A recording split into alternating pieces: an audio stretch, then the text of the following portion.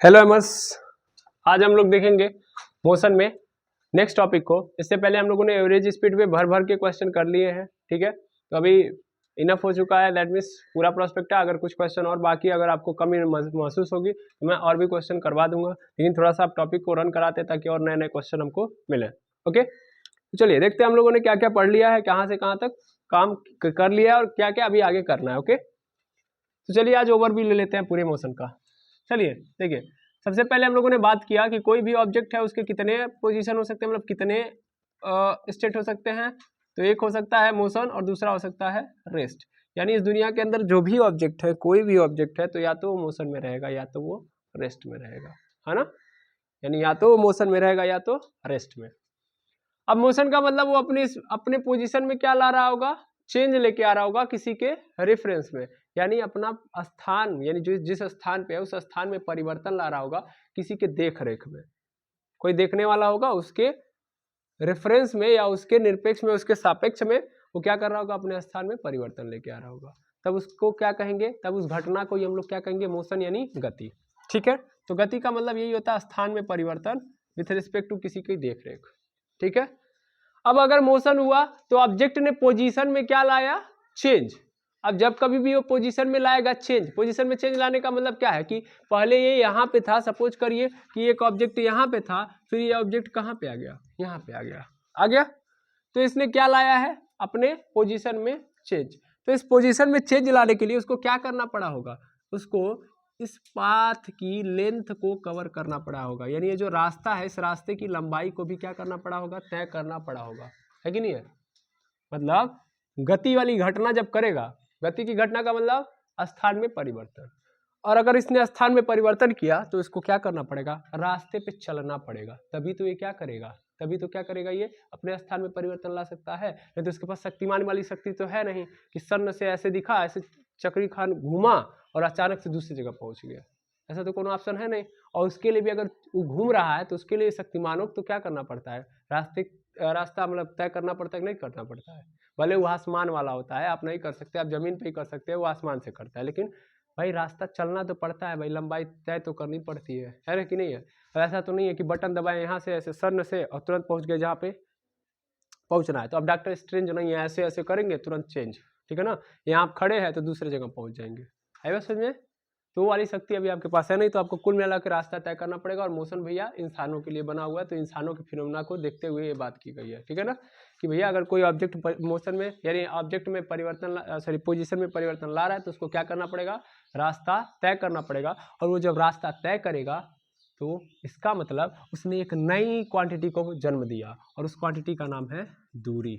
यानी उसने क्या कर लिया, उसने दूरी तय की। एक्चुअल में उसने क्या कर लिया, दूरी।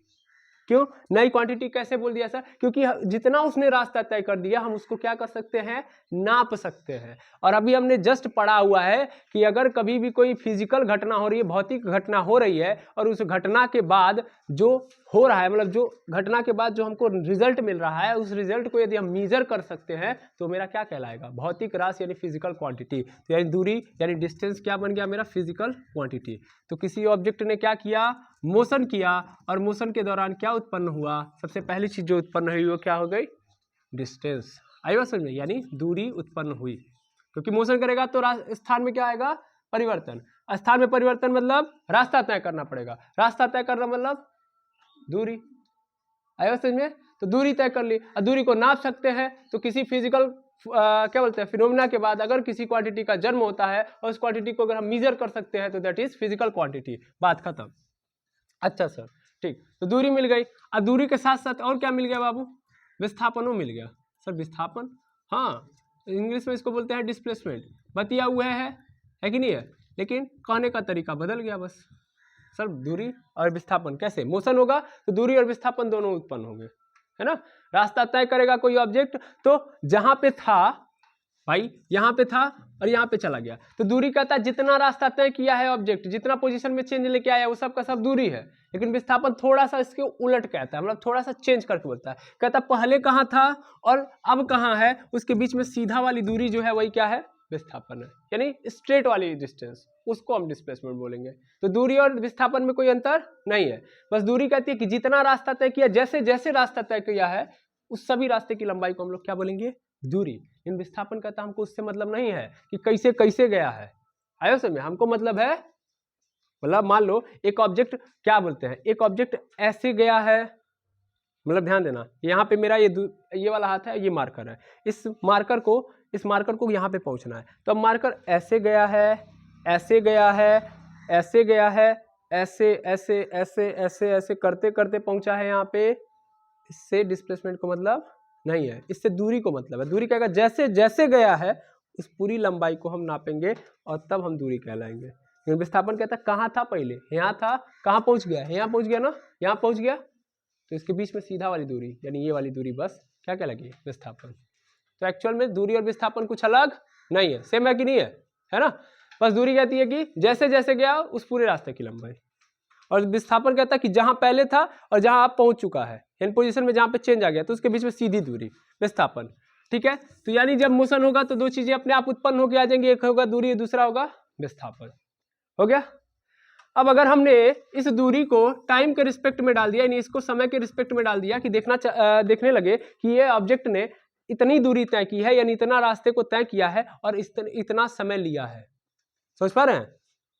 तो अगर हमने दूरी के अंदर क्या डाल दिया, समय, यानी दूरी के साथ किसको ऐड कर दिया, समय को, तब यही डिस्टेंस मेरा दूसरा फिजिकल क्वांटिटी जन्म देगा, जिसको हम लोग क्या बोलते हैं, चाल। चाल यानी स्पीड, तो एक चाल चली जाएगी जब भी हम दूरी के साथ क्या होंगे, समय को ऐड कर देंगे। तो यही क्या होता है, दूरी बटा समय, दूरी बटा समय यानी distance upon time, distance upon time. और उसी तरीके से विस्थापन के साथ भी, मतलब टाइम ऐड करोगे तो दोनों के साथ ऐड होगा कि नहीं होगा, दोनों के साथ टाइम ऐड हो गया। तो जब विस्थापन के साथ करोगे तो ये बन जाएगी मेरी वेलोसिटी यानी वेग, वेलोसिटी। जब हम लोग विस्थापन को टाइम के रेफरेंस में देखेंगे तो ये हो गया मेरा विस्थापन, विस्थापन बटा समय, समय, और विस्थापन को s से और समय को t से, यानी v is equal to s upon t, और इधर होगा s is equal to d upon t. Clear है बात, है या ना। तो क्या समझे, मोशन होगा तो सबसे पहले क्या आएगी, दूरी और विस्थापन। दूरी विस्थापन आया तो टाइम के रेफरेंस में देखेंगे तो क्या नजर आने लगेगा, एक नई फिजिकल क्वांटिटी पैदा हो जाएगी, चाल, जिसको बोलते हैं स्पीड। अब स्पीड क्या बताती है, स्पीड या वेलोसिटी एक चीज है, जैसे दूरी विस्थापन एक चीज है, वैसे स्पीड और वेलोसिटी क्या है, सेम चीज है। अभी आप एक सेकंड लगेगा समझ जाओगे, एक सेकंड क्या लगेगा, जैसे सीधे रास्ते पे दूरी और विस्थापन सेम होता है, वैसे ही सीधे रास्ते पे स्पीड और वेलोसिटी भी सेम होता है। आई बात समझ में, क्योंकि अभी आप खुद समझो कि विस्थापन एक प्रकार का क्या है, दूरी ही है। ठीक है, यस और नो। तो ये दोनों क्या है, एक है, बस इतना अभी फिलहाल में समझेंगे। अब ये क्या बता रही होंगी, अब ये बताती हैं एक्चुअल में, जब हम समय के रेफरेंस में डालते हैं तो ये बताती है कि जो मोशन हो रहा है वो स्लो हो रहा है कि फास्ट। टाइम जब डाल दोगे उस दूरी के अंदर तो बस वो हमें ये बताने लगेगा कि जो मोशन हो रहा है वो तेज हो रहा है कि धीरे। समझ पा रहे हैं ना। तो स्पीड क्या हमें बताती है कि मोशन का फॉर्मेट कैसा है, फास्ट है या स्लो। आप किसी की स्पीड के थ्रू बता सकते हो। आप कहते हो ना इसकी स्पीड बहुत तेज है, यानी ये बहुत ज्यादा तेज मोशन कर रहा है। अगर आप बोलोगे किसी की स्पीड स्लो है, इसका मतलब बहुत स्लो मोशन कर रहा है। ऐसा रो, तो स्पीड क्या बताता है हमको, स्पीड बताता है कि किसी का मोशन फास्ट है या स्लो। तो ये दोनों हमको क्या बताएंगे कि फास्ट है कि स्लो। इज दैट क्लियर, है ना। तो एक्चुअल में ये दोनों मोशन को डिफाइन करने लगेंगे जब हम टाइम के रेफरेंस में डाल दिए। अच्छा, हाँ बिल्कुल। अब भैया चाल भी होता है, वो दो प्रकार का होता है, स्पीड भी, वेलोसिटी भी दो प्रकार का। सर कैसे, ऐसे कैसे। भैया देखो, स्पीड कैसे दो प्रकार का होता है कि अगर मान लीजिए हम पूरी जर्नी का ओवरऑल डाटा निकाल रहे हैं तो एवरेज कहलाएगा, अगर एग्जैक्ट पॉइंट ऑफ टाइम पे देख रहे होंगे तो इंस्टेंटेनियस कहलाएगा। है समझ में। ओवरऑल देखोगे मतलब यहाँ पे कहानी दो प्रकार से चली जाएगी। ओवरऑल अगर ऑब्जर्वेशन है, ओवरऑल ऑब्जर्वेशन ने पूरा जितना तय किया है उतने का अगर हम देखा जाए उतने का, तो हमारे पास एवरेज निकल के आएगा। क्या निकल के आएगा, एवरेज, यानी हिंदी में बोलते हैं औसत। लेकिन अगर हमने क्या किया है, इंस्टेंटेनियस, क्या बोलते हैं, एग्जैक्ट पॉइंट ऑफ टाइम पे देखा है, एग्जैक्ट पॉइंट ऑफ टाइम पे देखा है, तब वो क्या कहलाएगा मेरा, इंस्टेंटेनियस।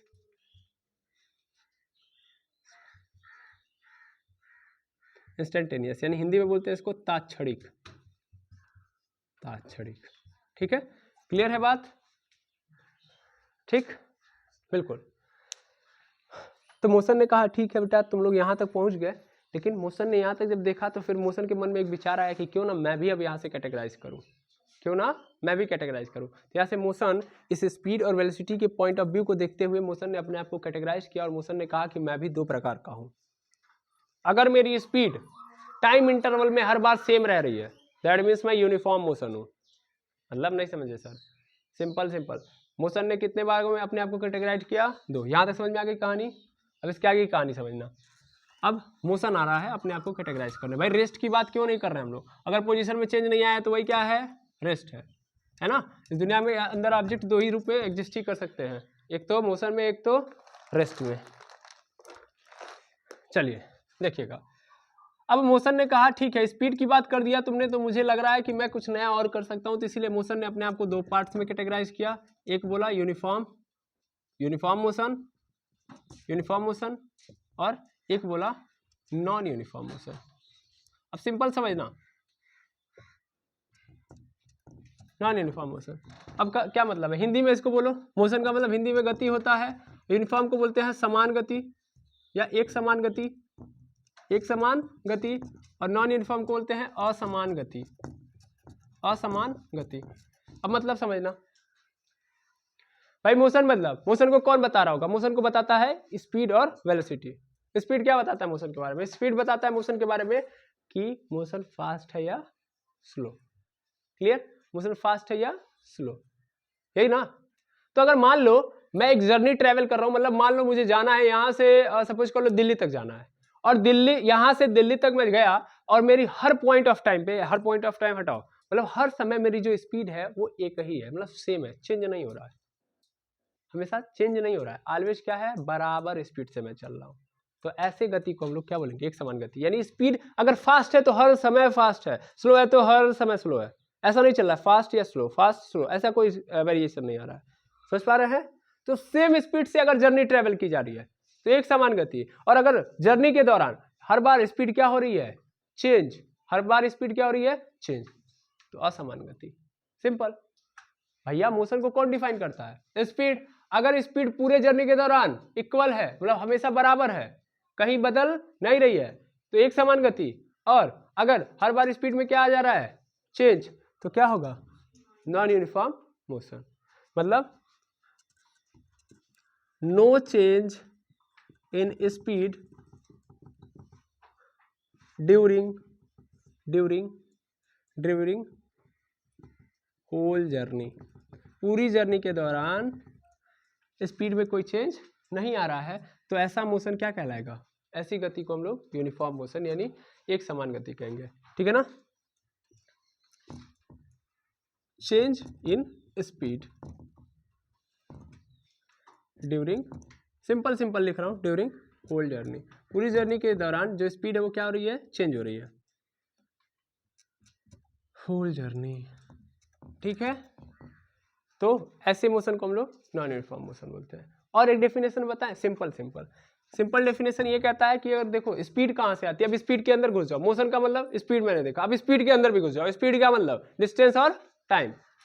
तो यूनिफॉर्म मोशन कहता है कि अगर सेम टाइम इंटरवल में इक्वल डिस्टेंस, मतलब ऐसे समझना, इक्वल टाइम इंटरवल में इक्वल डिस्टेंस ट्रेवल की जा रही है, तो इसका मतलब ओवरऑल जर्नी में हमारा जो मोशन रहा है वो कैसा रहेगा?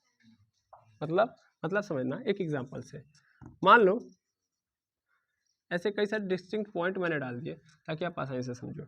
मान लो ये ए है, बी है, सी है, डी है, ई है। अगर मैं ए से बी तक जा रहा हूँ, मुझे लग रहा है 5 मिनट, और 5 मिनट में मैंने कितना ट्रेवल कर लिया? 500 मीटर। फिर बी से सी तक जा रहा हूँ तो फिर 5 मिनट लग रहा है, और फिर से मैं कितना डिस्टेंस ट्रेवल कर रहा हूँ? 500। फिर मैं बी से सी से डी तक जा रहा हूँ, 5 मिनट लग रहा है, और यहाँ भी कितना ट्रेवल कर रहा हूँ? 500। डी से ई तक जा रहा हूँ, 5 मिनट लग रहा है, और कितना डिस्टेंस ट्रेवल कर लिया? 500 मीटर। ठीक है, क्या है? बार बार टाइम इंटरवल इक्वल है, 5-5 मिनट पे हम देख रहे हैं, और हर 5 मिनट में कितना ऑब्जेक्ट ट्रेवल कर रहा है? 500 मीटर। कितनी डिस्टेंस ट्रेवल कर रहा है? 500 मीटर। तो यानी अगर बराबर समय में बराबर दूरी तय कर रहा है तो इसका मतलब यूनिफॉर्म मोशन। यानी यहाँ पे मैं लिख सकता हूँ बराबर समय बराबर दूरी। अगर बराबर समय में बराबर दूरी तो यूनिफॉर्म मोशन। इक्वल टाइम में इक्वल डिस्टेंस, अच्छा आधे मिले तो यहाँ डिस्टर्ब होंगे, सिर्फ 5 मिनट है इसलिए 500, अगर 6 मिनट होता 600 होता, जरूरी नहीं है। मान लो 5 मिनट है तो अगर ये क्या हो रहा है 100 मीटर तय कर रहा है तो अगले हर 5 मिनट में वो कितना ही तय करेगा, 100 मीटर ही तय करेगा, है समझ में। तो हर 5 मिनट में कितना 100 मीटर चल जा रहा है तो इक्वल हो गया। या हर 5 मिनट में 200 मीटर चल रहा है तो अगले 5 मिनट में भी 200, अगले 5 मिनट में भी 200, अगले 5 मिनट में भी 200। अच्छा हाँ, टाइम चेंज कर दिया। या अगर 200 मीटर ट्रेवल करने के लिए क्या बोलते हैं 6 मिनट ले रहा है तो अगले 6 मिनट में भी कितना ले रहा है, मतलब अगले 200 मीटर को तय करने के लिए भी 6 मिनट ले रहा है, अगले 200 मीटर को तय करने के लिए भी 6 मिनट ले रहा है, अगले 200 मीटर को भी तय करने के लिए 6 मिनट ले रहा है। तो इक्वल टाइम में equal distance, uniform motion. Clear है बात। लेकिन अगर ऐसा नहीं हो रहा है, यानी चेंज हो जा रहा है स्पीड ड्यूरिंग होल जर्नी, मतलब कभी चल रही है गाड़ी 20 की स्पीड से, कभी 50 की स्पीड से, कभी 60 की स्पीड से, यानी बार बार स्पीड में क्या आ रहा है चेंज। भाई स्पीड को हम कहाँ से नापते हैं, हम लोग को पता है। स्पीड को हम देखते हैं गाड़ी के अंदर स्पीडोमीटर लगा होता है। क्या लगा होता है स्पीडोमीटर। स्पीडोमीटर पे हम क्या मेजर करते हैं स्पीड। और दूसरा हमारे पास और होता है ओडोमीटर। क्या होता है ओडोमीटर। ओडोमीटर से हम लोग क्या नापते हैं दूरी, दूरी यानी डिस्टेंस। अच्छा क्लॉक से क्या नापते हैं टाइम।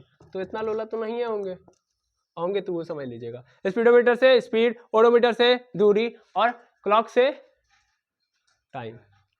अरे हाँ ना बोलो, हाँ या ना।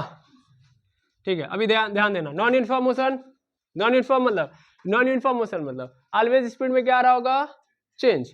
अब मतलब इसको सर और डिफाइन करें तो स्पीड के अंदर घुस जाए, मतलब मोशन डिफाइन करने के लिए हमने स्पीड के अंदर गए, अब स्पीड के अंदर जब जाएंगे तब जाके, मतलब सॉरी हमने मोशन को डिफाइन करने के लिए स्पीड को पकड़ा, अब अगर हम स्पीड को डिफाइन करना चाह रहे हैं मतलब इस पूरे को होल टर्म को, तो स्पीड के अंदर भी घुस जाएगा तो और इजी हो जाएगा। मतलब इसी एग्जांपल को ले लो, तो इसी एग्जांपल को लेने के बाद तुमको समझ में आ जाएगा कि मैं कहना क्या चाहता हूं और अपने आप समझ जाओगे। तो मान लो ये डिस्टिंक्ट पॉइंट है 1 2 3 4 5, यहाँ पे ये 6 हो गया। मान लो यहाँ से यहाँ तक कितना लग रहा है 3 मिनट, ठीक है। फिर यहाँ से यहाँ तक 3 मिनट, मतलब पहले पॉइंट ले लो ए से बी, बी से सी, सी से डी, डी से ई, ई से एफ। तो सी से डी तक जाने में कितना ले रहा है 3 मिनट, डी से लेके ई तक जाने में कितना ले रहा है 3 मिनट, लेकिन ई से लेके एफ तक जाने में कितना ले रहा है वो भी 3 ही मिनट ले रहा है। अब डिस्टेंस की कहानी समझना। तो ए से बी तक 3 मिनट लग रहा है, लेकिन ए से बी तक का डिस्टेंस कितना है 300 मीटर है। तो बी से लेके सी तक भी 3 मिनट ले रहा है, तो कितना डिस्टेंस ट्रेवल करेगा 300 मीटर। सर यहाँ पे जरूरी नहीं 300 मीटर, 400 मीटर अगली बार तय कर लिया। यहाँ पे अगर आओगे सी से डी तक जा रहा है तो फिर कितना तय कर ले रहा है 350 मीटर, अगली बार 200 मीटर, अगली बार 450 मीटर। क्या हो रहा है इक्वल टाइम में अनइक्वल डिस्टेंस, है ना। बराबर समय में असमान दूरी, बराबर समय में यानी समान समय में असमान दूरी, समान समय में असमान दूरी। हर बार क्या हो रही है, पहले 3 मिनट में चल रहा है तो 300 मीटर तय किया, अगले 3 मिनट में चला तो 400 मीटर, यानी स्पीड बढ़ा दिया कि नहीं बढ़ा दिया, बढ़ा दिया। फिर अगले 3 मिनट में 350 हो जा रहा है, तो 400 पहले की जो स्पीड थी उससे थोड़ी सी घट गई। फिर अगले 3 मिनट में देखा जा रहा है तो 200 मीटर पे चला गया, यानी और स्लो हो गए। फिर अगले 3 मिनट में 450 हो गया, स्पीड बढ़ा दिया। यानी हर बार स्पीड में क्या आ रहा है चेंज आ रहा है कि नहीं आ रहा है, हाँ या ना। अगर मैं इसको मिनट की जगह पे क्या डाल दूं बाबू सेकेंड, सभी लोग स्पीड निकाल लोगे तो खुद समझ में आएगा। अब देखो कई लोगों को यहीं से मैं समझा रहा हूँ, थोड़ा सा आसान करने के लिए मैं सेकेंड डाल दे रहा हूँ, ठीक है ना। अब देखना कई लोगों को स्पीड अपने आप समझ में आ जाएगी। यहाँ पे देखना इसको भी मिनट की जगह पे मैं सेकेंड कर रहा हूँ, स्पीड और थोड़ा सा डिफाइन कर दे रहा हूँ ताकि आप लोगों का कल्याण हो जाए, यहीं पे ज़्यादा दूर भागना ना पड़े, ठीक है। अब देखो यहाँ पे स्पीड निकालते हैं, स्पीड इज इक्वल टू क्या होता है डिस्टेंस अपॉन टाइम। डिस्टेंस कितना है भैया 200, टाइम कितना लगा 6, तो कितना आ गया 200/6। अगर मैं इसको डिवाइड करूं तो कितना हो जाएगा 6 त्रिके 18, 2 बच गया इसके पास, फिर 6 त्रिके 18, फिर 2 बचेगा 6 त्रिके 18, बार बार इतना ही आएगा, यानी 33.3 मीटर पर सेकेंड। तो जो मेरी गाड़ी है ए से लेके बी तक किस स्पीड से जा रही है 33.3, अब बी से लेके सी तक, तो फिर टोटल डिस्टेंस मतलब डिस्टेंस कितना लग रहा है 200 मीटर, टाइम कितना लिया 6, तो 200/6 आएगा कि नहीं आएगा, यानी यहाँ भी इसकी स्पीड कितनी है 33.3 मीटर पर सेकेंड। यहाँ पे कितना है सी से डी, फिर से 200/6, यानी फिर से आएगा 33.3 मीटर पर सेकेंड। फिर यहाँ पे देखो यहाँ फिर से 200/6, तो इसका मतलब यहाँ भी क्या आएगा 33.3 मीटर पर सेकेंड। तो हर डिस्टिंक्ट पॉइंट पे अगर मैं ऑब्जर्व करूँ तो क्या नजर आ रहा है स्पीड इक्वल है कि नहीं है पूरे जर्नी में। हर बार मेरी स्पीड कितनी है 33.3, 33.3, 33.3, यस और नो। रेहाना बोलो। अच्छा, यहाँ पे आ जाओ, यहाँ पे देख लो 300 मीटर बटा 3 सेकेंड, तो 300 बटा 3 से कट गया, कितना आ गया 100 मीटर पर सेकेंड। आ गया कि नहीं आ गया? यानी ए से लेके बी तक ये किस स्पीड से जा रहा है? 100 मीटर पर सेकेंड से। यहाँ पे देखना, यहाँ पे 400 मीटर बटा 3, भाई यहाँ से यहाँ तक देखूंगा ना टोटल मतलब डिस्टेंस अपन टाइम, तो डिस्टेंस कितना है 400, टाइम कितना ले रहा है 3, काटो इसको, 3 एक कम 3, और फिर इसके पास गया 3 तरीके 9, फिर 3 तरीके 9, फिर 3 तरीके 9, पॉइंट लगाओ, बार बार 3 आते जाएगा। यहाँ पे स्पीड क्या हो गई 133.33 मीटर पर सेकेंड, मीटर पर सेकेंड आप खुद लगा लेंगे। फिर 350 से यहाँ पे ये देखो डिस्टेंस 350, टाइम 3, काटो इसको, 3 एक कम 3, इसके पास गया 3 एक कम 3, 2 बचा, 3 छके 18, 2 बचा 3 छके 18, तो बार बार 6 आएगा, यानी 6-7 ले लिया मैंने। यानी यहाँ पे स्पीड कितनी हो गई 116.67 मीटर पर सेकेंड हो गई। चल रहा है ना? ठीक। अब अगला यहाँ पे देख लो 200 बटा 3, 200 बटा 3 यानी 3 छके 18, 3 छके 18, फिर 3 छके 18, फिर 3 छके 18, 67, दैट मीन्स 66.67, यानी यहाँ पे स्पीड कितनी हो गई 66.67। यहाँ पे स्पीड देख लो 450 बटा, यानी कितना है 450 बटा 3 से काट दूंगा, यानी 150 मीटर पर सेकेंड, तो कितना हो गया यहाँ पे 150 मीटर पर सेकेंड। अब खुद देख लो ना, ऑब्जर्व करो, पहले 100 मीटर पर सेकेंड है, फिर अगले बार देखा जा रहा है तो अगले बार डिस्टिंक्ट जर्नी में अगले 3 सेकंड में वो 133.33 के स्पीड से चलने लगा, फिर अगले 3 सेकंड में वो 116.67 के स्पीड से चलने लगा, अगले 3 सेकंड में वो 66.67 के स्पीड से चलने लगा, अगले 3 में 150 में, तो बार बार क्या हो रहा है स्पीड में चेंज आ रहा है नहीं आ रहा है, तो ऑलवेज क्या आ रहा है स्पीड में चेंज। तो ऐसे टाइप के मोशन को हम लोग क्या बोलते हैं नॉन यूनिफॉर्म मोशन, असमान गति। आया समझ में? जिसमें क्या होगा भैया, जिसमें होगा कि समान समय में कितनी दूरी, समान समय लेकिन दूरी असमान दूरी, है ना, यानी बराबर समय में ना बराबर दूरी, ऐसा कुछ नहीं होता सर। यानी equal time is equal to unequal distance, क्या बात समझ में आई? है ना, तो अनइक्वल डिस्टेंस, क्या बात समझ में आ गई? है ना। तो स्पीड में चेंज नहीं, यूनिफॉर्म मोशन, स्पीड में चेंज आ रही है तो नॉन यूनिफॉर्म मोशन। क्या बात समझ में आ गया? Uniform motion and non uniform motion समझ गए? ठीक है। तो मोशन ने देखा यार बड़ी इंटरेस्टिंग बात है कि यहाँ पे मेरे स्पीड में चेंज नहीं हो रहा है, दैट मीन्स मैं यूनिफॉर्मली चल रहा हूँ, लेकिन यहाँ पे मेरे स्पीड में क्या आ रहा है, बार बार क्या आ रहा है, चेंज।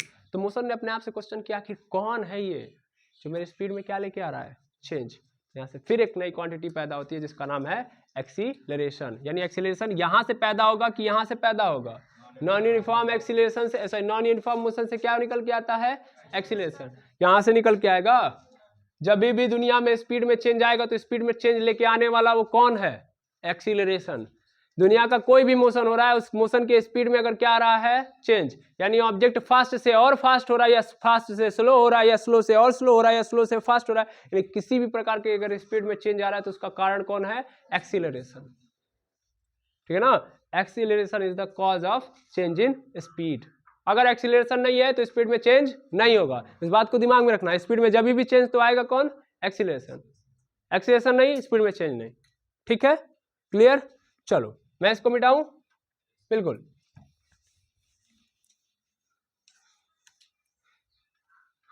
अब समझना, नॉन यूनिफॉर्म मोशन मतलब सिंपल बात, यहां से नॉन यूनिफॉर्म मोशन से मेरा निकल के आ गया, यानी यहाँ पे नॉन यूनिफॉर्म मोशन है, और नॉन यूनिफॉर्म मोशन मतलब स्पीड में चेंज। मैं लिखूंगा स्पीड में चेंज, या इंग्लिश में लिखोगे तो चेंज इन स्पीड, और स्पीड में चेंज कौन लेके आएगा, एक्सीलरेशन।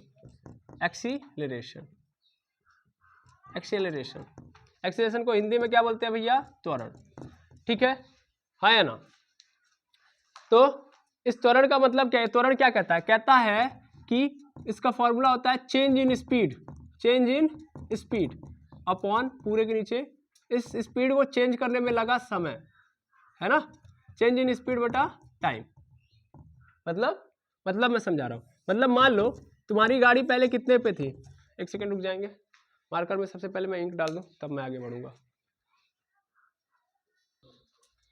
तो अगर चेंज इन स्पीड जैसे देखेंगे, मान लीजिए कि यहाँ पे 10 किलोमीटर पर आवर की स्पीड में एक ऑब्जेक्ट चल रहा था, एक सेकेंड बाद उसकी स्पीड कितनी हो गई, 20 किलोमीटर पर आवर। क्या हुआ, इसकी स्पीड में चेंज आया कि नहीं आया? चलो किलोमीटर पर आवर हटा देते हैं अभी हम, इसको मीटर पर सेकेंड बोल देते हैं, और किलोमीटर पर आवर यहाँ भी है तो 20 किलोमीटर पर आवर की जगह पे यहाँ पे लिख देंगे मीटर पर सेकेंड। तो एक सेकेंड में इसकी 10 मीटर पर सेकेंड से स्पीड कितनी हो गई, 20 मीटर पर सेकेंड हो गई कि नहीं हो गई? क्या स्पीड में चेंज आया? बिल्कुल सर। पहले ये 10 मीटर पर सेकेंड, हर सेकेंड में 10 मीटर ट्रेवल करता था, अब हर सेकेंड में कितना ट्रेवल करने लगा, 20 मीटर। फास्ट हो गया कि नहीं हो गया स्पीड? पहले स्लो था, अब कितना हो गया, फास्ट। अरे भाई कॉमन सेंस तो है ना, अगर देखा जाए तो इसके कंपैरिजन में ये स्लो है और ये क्या है, फास्ट है कि नहीं है? तो स्लो से क्या हो गया, फास्ट, यानी स्पीड में क्या लाया है, चेंज। कौन आया होगा, एक्सीलरेशन। दुनिया में कहीं भी स्पीड में चेंज आएगा, कौन दौड़ के आएगा, एक्सीलरेशन। बिना एक्सीलरेशन नो स्पीड में चेंज, ठीक है ना। जैसे बिना एनर्जी के काम नहीं हो सकता, वैसे बिना एक्सीलरेशन के स्पीड में चेंज नहीं आ सकता। तो यानी यहाँ पे सिंपल ये बात समझ में आई कि 1 सेकेंड लगा ना इसको यहाँ से यहाँ तक जाने में। अब सिंपल समझना मेरी बात को, मैं क्या बोल रहा हूँ। तो एक्सीलरेशन कितना होगा, एक्सीलरेशन यही पूछ रहा होता है कि स्पीड में चेंज कितना आया। तो पहले मतलब कितना हो गया है, 20 हो गया है ना, पहले कितना था 10, पहले कितना था 10, अब कितना हो गया है 20। तो यहाँ से एक और कॉन्सेप्ट एक्सीलरेशन ने दिया कि पहला स्पीड और बाद में स्पीड, यानी पहले कितना था और बाद में कितना था, बार बार ऑब्जर्व करना पड़ेगा। तो पहले वाले स्पीड को इसने नाम दिया इनिशियल स्पीड या इनिशियल वेलोसिटी, इनिशियल स्पीड या इनिशियल वेलोसिटी। कितना लोग फिर परेशान, सर स्पीड के साथ वेलोसिटी कहाँ है? तो मैंने अभी जस्ट बताया स्पीड और वेलोसिटी एक ही है जब हम स्ट्रेट पाथ पे मोशन कर रहे होंगे तब। क्लियर है बात? तो इनिशियल स्पीड या इनिशियल वेलोसिटी, और इसको रिप्रेजेंट करने के लिए उसने कहा कि यू से रिप्रेजेंट करेंगे। किससे रिप्रेजेंट करेंगे, यू से। या तो यू लिखो, या तो यू लिखो, या तो लिख दो वी आई, या तो यू लिखो या तो वी आई। वी आई मतलब इनिशियल वेलोसिटी, या यू से समझ लो, ठीक है ना। हिंदी वाले क्या समझते हैं इसको, प्रारंभिक वेग। क्या बोलते हैं इसको, प्रारंभिक वेग। यानी यू का मतलब मैं यहाँ पे लिख दे रहा हूँ, यानी शुरुआत वाले स्पीड को, शुरुआत में चाल को हम लोग क्या बोलेंगे, इनिशियल स्पीड। क्या बोलेंगे, इनिशियल स्पीड। ये किसके कारण आया, एक्सीलरेशन के कारण। एक्सीलरेशन का मतलब चेंज इन स्पीड। तो पहले कितना था और बाद में कितना हुआ, यही तो ना। तो पहले वाली स्पीड को हम लोग इनिशियल स्पीड या इनिशियल वेलोसिटी बोलेंगे, और इसको रिप्रेजेंट करेंगे हम लोग यू से। किससे रिप्रेजेंट करेंगे, यू से या वी आई से, ठीक है। और हिंदी वाले इसको क्या मानते हैं, इसको बोलते हैं प्रारंभिक वेग या प्रारंभिक चाल। क्लियर है बात, यस और नो? अच्छा, तो पहले इतना था, अब बाद में कितना हो गया ये। तो बाद में जो हो जाता है, यानी बाद वाला जो है, बाद में जो आता है, तो इसको हम लोग बोलते हैं फाइनल वेलोसिटी। यानी पहले कितना था, अब हो कितना गया है, तो फाइनल वेलोसिटी कहलाती है मेरी, फाइनल वेलोसिटी या फाइनल स्पीड। इस बात को खुद लिख लीजिएगा। इसको रिप्रेजेंट करते हैं वी से या वी एफ से, ओके। तो फाइनल वेलोसिटी या फाइनल स्पीड होती है। अब अच्छे से समझेंगे तो इसको हिंदी वाले क्या बोलते हैं, तो ये बोलते हैं अंतिम वेग।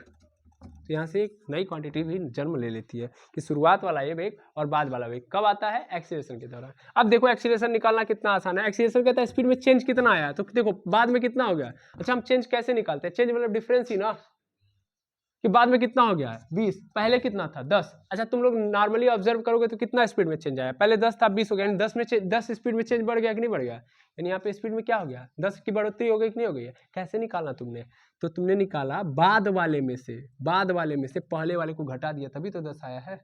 मान लो सपोज कर लो यहाँ पे 10 से ये डायरेक्ट 30 हो गया होता है कि नहीं है, 10 से कितना हो गया 30, और कितना समय ले लिया, 2 सेकेंड ले लिया चेंज होने में। एंड 10 मीटर पर सेकेंड से स्पीड इसकी कितनी हो गई, 30 मीटर पर सेकेंड हो गई। तो कितना स्पीड में चेंज आया, बताओ कितना स्पीड में चेंज आया इसके, 20 की ना। पहले 10 था, अब कितना हो गया 30, यानी कितना बढ़ गया, 20 बढ़ा है कि नहीं बढ़ा है। कैसे निकाला तुमने, बाद वाले में से पहले वाले को घटा दिया। तो एक्सीलरेशन का मतलब, एक्सीलरेशन को पहली बात ए से रिप्रेजेंट करते हैं, और ए का मतलब बाद वाले में से, बाद वाले स्पीड में से, बाद वाला स्पीड में से माइनस कर देना है हमको पहले वाला स्पीड, पहले वाला स्पीड।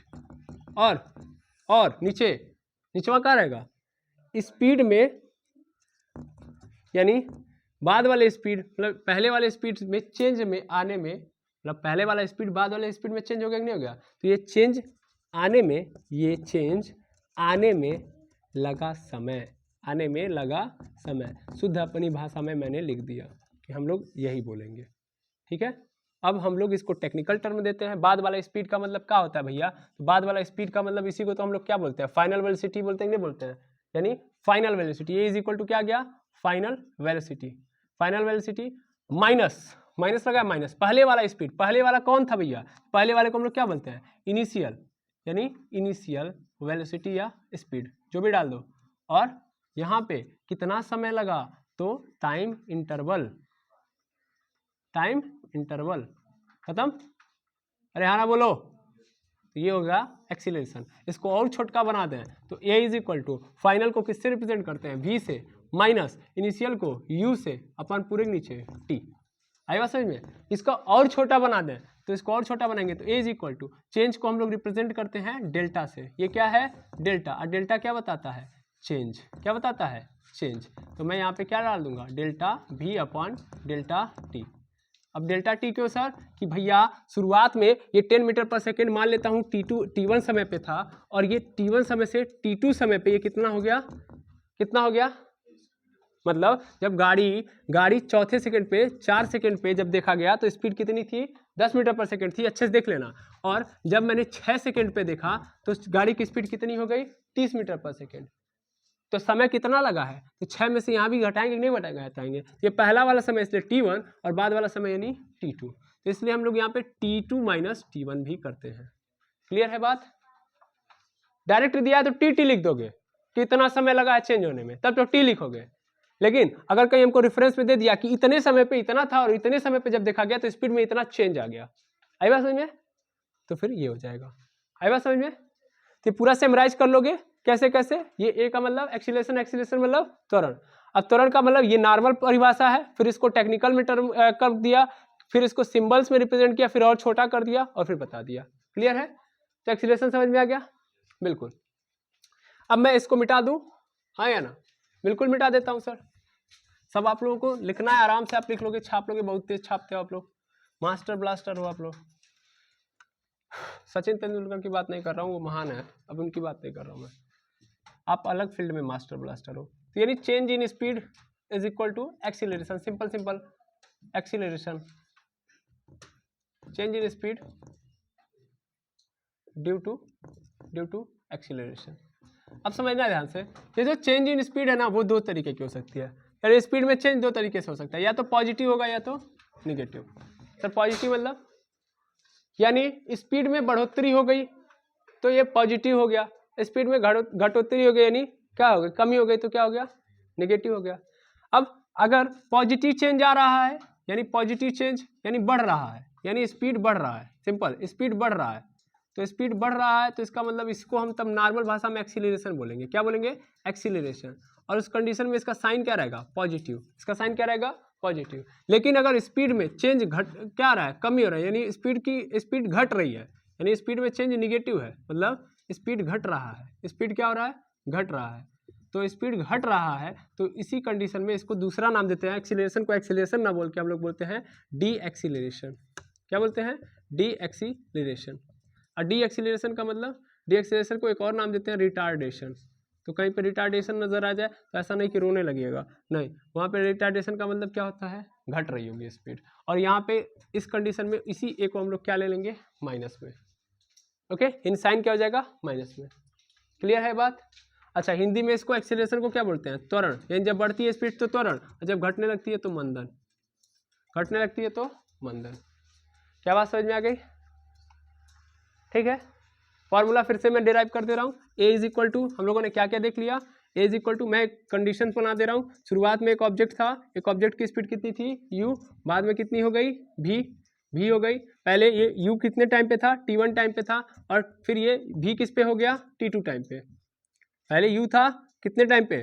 t1 टाइम पे जब मैंने देखा तो ऑब्जेक्ट का स्पीड क्या था? u था। जब t2 टाइम पे देख रहा हूँ तो स्पीड कितना हो गया? v। तो एक्सीलरेशन क्या होगा? Acceleration is equal to, acceleration को यहाँ से अगर मैं डिफाइन करूँ तो होता है चेंज इन स्पीड, यानी स्पीड के अंदर चेंज कैसे कितना आया अपॉन पूरे के नीचे चेंज इन टाइम, यानी कितना टाइम डिफरेंस था, या सिंपल लिख दो टाइम डिफरेंस कितना लगा इस चेंज को होने में। तो टाइम डिफरेंस यानी सिंपल डेल्टा भी, यानी चेंज कितना आया स्पीड में, और डेल्टा टी यानी टाइम के अंदर चेंज कितना आया। ओके, अब देखो डेल्टा v का मतलब बाद में कितना था v, पहले कितना हुआ u, ऐसे ही तो निकालते हैं। टाइम बाद में कितना हो गया t2 और कितना डिफरेंस है t1, बाद वाले में पहले वाले को घटा दो, काम खत्म। तो ये हो गया तुम्हारा ए का कहानी। अब एक को क्या किससे रिप्रेजेंट करते हैं, मीटर पर सेकेंड स्क्वायर से, ठीक है ना। इसकी यूनिट क्या है, एक की यूनिट क्या है, मीटर पर सेकेंड स्क्वायर, मीटर पर सेकेंड स्क्वायर। क्लियर है बात, तो ये हो गया मीटर पर सेकेंड स्क्वायर। आई होप यहाँ तक समझ में आ गया होगा। यूनिट क्या है इसकी, मीटर पर सेकेंड स्क्वायर। हम लोग यूनिट की बात स्केलर एंड क्वांटिटी मतलब फिजिकल क्वांटिटी की कहानी आगे पढ़ लेंगे, लेकिन फिलहाल में ये समझिएगा। जैसे मान लीजिए मेरे सामने एक्सीलरेशन लिख दिया गया है 5 मीटर पर सेकेंड स्क्वायर, 5 मीटर पर सेकेंड स्क्वायर, तो इसका मतलब समझते हैं क्या है, इसका मतलब मैं बता रहा हूँ। देखो ऊपर क्या था, ऊपर ध्यान से देखो यूनिट कहाँ है, यहाँ से आई है, ये ऊपर क्या था, स्पीड था, और स्पीड की यूनिट क्या होती है, मीटर पर सेकेंड, क्या होती है, मीटर पर सेकेंड होती है। और नीचे क्या था, टाइम था, तो टाइम को हम लोग हमेशा किस में लेते हैं, सेकेंड में। अब ऊपर वाला फ्रैक्शन है, नीचे वाला अकेले है, तो ये क्या हो जाता है, डिनोमिनेटर में चला जाता है, आई बात समझे। और नीचे वाला फ्रैक्शन होता है तो उसका डिनोमिनेटर ऊपर जाके न्यूमरेटर बन जाता है, सेकंड का सेकंड में मल्टीप्लाई, तो मीटर अपॉन सेकंड स्क्वायर। इसका मतलब समझना, इसका मतलब ये होता है एक्सीलरेशन क्या बताता है, यानी 5 मीटर पर सेकंड स्क्वायर लिखा है ना, तो इसको हम तोड़ के अगर लिखें तो क्या लिखेंगे, तो हम लोग लिखेंगे कि 5 मीटर पर सेकंड लिखेंगे, और ये सेकंड कहाँ चलाएगा, अभी जस्ट देखो ना, ये सेकंड ऊपर गया था ना, तो इसको नीचे कर लो सेकंड, यानी स्पीड में चेंज कैसा आ रहा है, ये आ रहा है पॉजिटिव है, तो पॉजिटिव, यानी हर सेकेंड पर सेकेंड, यहाँ पे मैं लिखूंगा पर सेकेंड स्पीड 5 मीटर पर सेकेंड बढ़ रहा है। क्या हो रहा है, बढ़ रहा है, एक्सीलरेशन ये बता रहा है। समझ पा रहे हो, तो एक्सीलरेशन की अगर वैल्यू दी गई तो आप आसानी से निकाल सकते हो। जैसे यहाँ पे देखो a इज इक्वल टू लिखा है 1.5 मीटर पर सेकेंड स्क्वायर, इसका मतलब बताओ तो, इसका मतलब हर सेकेंड में, हर एक सेकेंड में स्पीड 1.5 मीटर पर सेकेंड बढ़ रही है, क्योंकि आगे प्लस है, मतलब कुछ नहीं है तो प्लस है, तो क्या है, बढ़ रही है। तो मीनिंग ऑफ एक्सीलरेशन अगर कोई पूछ दिया तो बता दोगे, मीनिंग ऑफ एक्सीलरेशन, तो हर एक सेकेंड में स्पीड में कितनी बढ़ोतरी हो रही है, या हर एक सेकेंड में कितनी घटोतरी हो रही है, यानी कमी हो रही है स्पीड में, वही क्या होगा, एक्सीलरेशन होगा। तो यहाँ से हम मीनिंग ऑफ एक्सीलरेशन भी लिख सकते हैं कि नहीं लिख सकते हैं, चलो मीनिंग ऑफ एक्सीलरेशन भी लिख लो, जितना हो सके लिख लो।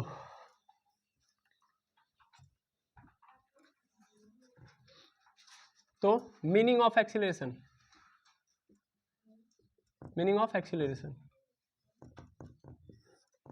मतलब क्या है, हर एक सेकेंड में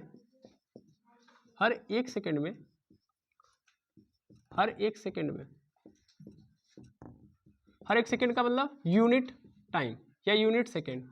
अभी देखो यार यूनिट टाइम मैं लूंगा, यूनिट टाइम का मतलब 1 सेकेंड, 1 मिनट, 1 घंटा, यूनिट टाइम का मतलब कुछ भी हो सकता है। तो हर एक सेकेंड में स्पीड में कमी हो रही है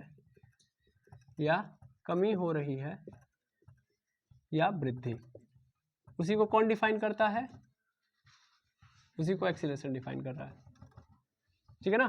तो कमी हो रही है, दैट मीन्स जैसे कमी हो रही है तो इसका मतलब क्या है, जैसे a इज इक्वल टू हमारे पास लिख दिया -3 मीटर पर सेकेंड स्क्वायर, मतलब पर सेकेंड स्पीड 3 मीटर पर सेकेंड घट रही है, यानी डिक्रीज हो रही है। क्या हो रही है, डिक्रीज। तो एक इंग्लिश में हमको मिलेगा डिक्रीज हो रही है। तो डिक्रीज होने का मतलब कमी हो रही है, डिक्रीज मतलब कमी हो रही है, यानी स्पीड पहले जितनी भी होगी, यानी अगर मान लो स्पीड कितनी है, स्पीड सपोज कर लो 60 मीटर पर सेकेंड इस समय है, तो अगले सेकेंड में क्या हो जाएगी, 3 मीटर पर सेकेंड घट जाएगी, यानी अगले सेकेंड में देखा जाए तो एक सेकेंड बाद जब देखोगे तो कितना हो जाएगा, 57 मीटर पर सेकेंड। अच्छा एक सेकेंड बाद और देखो तो फिर कितना हो जाएगा, 54 मीटर पर सेकेंड, है ना। अब अगले एक सेकेंड बाद देखोगे तो क्या हो जाएगा, 51 मीटर पर सेकेंड। इस तरीके से हर एक सेकेंड में क्या हो रही होगी, 3 मीटर पर सेकेंड घट रहा होगा। यहाँ पे क्या लगा है, माइनस का मतलब घट रहा होगा, ठीक है। और वृद्धि हो रही है मतलब a इज इक्वल टू हमारे पास लिख दिया 5 मीटर पर सेकेंड स्क्वायर। मतलब क्या है, मतलब ये है कि पर सेकेंड स्पीड 5 मीटर पर सेकेंड इंक्रीज हो रहा है। क्या हो रहा है? इंक्रीज हो रहा है, ठीक है, इंक्रीज हो रहा है। जैसे अब इसका मतलब क्या है, सपोज कर लो मेरी स्पीड अभी कितनी है, अभी मेरी स्पीड है 20 मीटर पर सेकेंड, तो 1 सेकेंड बाद कितनी रहेगी? 25 मीटर पर सेकेंड। अगले बार 30 मीटर पर सेकेंड, अगले बार 35 मीटर पर सेकेंड, तो हर सेकेंड में कितनी स्पीड बढ़ रही होगी? ठीक है ना। यानी अब मैं अगर आपसे बोल दूं कि 20 मीटर पर सेकेंड अभी है ना, तो 4 सेकेंड बाद कितनी रहेगी बताओ? 4 सेकेंड बाद तो कितना बढ़ोतरी होगा? हर सेकेंड में कितना हो रहा है? बढ़ रहा है 5। तो 1 सेकेंड बाद 25, दूसरे सेकेंड में 30, तीसरे सेकेंड में 35, और चौथे सेकेंड में 40। हो गया कि नहीं हो गया? 40 मीटर पर सेकेंड इस समय स्पीड हो जाएगी, ठीक है ना। तो हम लोग आगे कल देखेंगे एज्यूम कैसे किया जाता है, तो उसमें हम लोग फार्मूला वगैरह डिराइव करेंगे, ठीक है। आई बात समझ में? तो आई थिंक आपको एक्सीलरेशन की मीनिंग समझ में आ गई कि एक्सीलरेशन करता क्या है, एक्सीलरेशन का मतलब क्या है, एक्सीलरेशन की यूनिट क्या है, और एक चीज, acceleration is the vector quantity, ठीक है ना। तो वेक्टर क्वांटिटी है, स्केलर क्वांटिटी है, सब बात हम लोग कल करेंगे, डिफरेंसेस देखेंगे, सब की बातें हम लोग कल कर रहे होंगे। तो आई होप यहाँ तक समझ में आ गया। अब इसके बाद अगर आप यहाँ तक समझ गए तो इसके बाद हम लोग देखते हैं कि हमारे पास 4 मोशन के दौरान कितनी चीजें उत्पन्न हुई है भैया? 4 मोशन अगर आ रहा है तो मोशन आएगा तो दूरी और डिस्प्लेसमेंट उत्पन्न होगा। फिर अगर उसको टाइम के स्पेस में देखें तो स्पीड और वेलोसिटी पैदा हो जाएगी। स्पीड और वेलोसिटी पैदा हो गई तो स्पीड और वेलोसिटी के बाद फिर अगर हम देखें तो अगर ये स्पीड और वेलोसिटी कैसी हो जा रही है? इक्वल नहीं है, यानी इसके अंदर चेंज आ रहा है, तो फिर क्या उत्पन्न हो जाएगा? एक्सीलरेशन। यानी हम लोगों ने टोटल कितना देख लिया? 4, डिस्टेंस डिस्प्लेसमेंट, स्पीड वेलोसिटी, और फिर यहाँ पे क्या नजर आया? एक्सीलरेशन, ठीक है ना। तो सब 3 ही हुआ, चौथा कहाँ से हुआ? चौथा कुछ नहीं है, 3 ही है अभी फिलहाल में, ठीक है ना। यहाँ पे कितने हैं? 3 है। अब ऐसे डिफाइन करने जाओगे तो डिस्टेंस अलग, डिस्प्लेसमेंट अलग तो 2, स्पीड अलग, वेलोसिटी अलग तो 4, फिर एक्सीलरेशन तब कितने नंबर पे आ जाएगा? 5वें नंबर पे, ठीक है या ना। नहीं, यूनिफॉर्म मोशन नॉन यूनिफॉर्म तो एक फिनोमिना है ना। अब उसके द्वारा जो उत्पन्न होगा, जिसको हम यूनिफॉर्म मोशन और नॉन यूनिफॉर्म को मेजर नहीं ना करने जा रहे हैं हम, उसमें क्या हम मेजर कर सकते हैं? उसकी स्पीड को ना मेजर कर सकते हैं, तो जो मेजर करते हैं वो क्वांटिटी बनती है। हम क्वांटिटी की बात कर रहे हैं। टोटल कितनी हो गई है? अगर अलग अलग देखूँ तो 5, और एक साथ देखूँ तो 3, तो एक्सीलरेशन हो गया। तो हम कल क्या करेंगे, इन सभी अभी तक की मोशन के दौरान जितनी भी फिजिकल क्वांटिटी पैदा हुई है, इन सबका आपस में संबंध बताएंगे, यानी सबका रिश्ता दिखाएंगे, क्योंकि ये एक ही मोशन से पैदा हुई, एक ही घटना के कारण पैदा हो रही है, उस घटना का नाम है मोशन। यानी कहीं ना कहीं एक ही बाप के सभी औलाद है कि नहीं है? है कि नहीं है? तो इन सबका आपस में कोई ना कोई संबंध तो होगा ही होगा। इन सभी को हम संबंध में करेंगे तो हमारे पास 3 इक्वेशन ऑफ मोशन नजर आएंगे। उन 3 इक्वेशन ऑफ मोशन को दो विधियां पढ़नी है। उनको ग्राफिकल मेथड के थ्रू लेके आना होगा, फिर मैथमेटिकल टूल्स के या क्या बोलते हैं अलजेब्रिक मेथड के थ्रू लेके आना होगा, और इसके बाद आपका चैप्टर यहाँ पे खत्म हो जाएगा। फिर यूनिफॉर्म मोशन की बात कर लेंगे हम लोग। That is end of your chapter. I think यहाँ तक समझ में आ गया होगा, है ना? ठीक है, तो आज के लिए बस इतना ही। कोई भी दिक्कत हो, कोई भी डाउट हो, इस वीडियो के अंदर कोई दिक्कत हो या आपके माइंड में कोई डाउट हो तो जरूर बताएं। आज के लिए इतना ही, मिलते हैं नेक्स्ट वीडियो में। Thank you very much.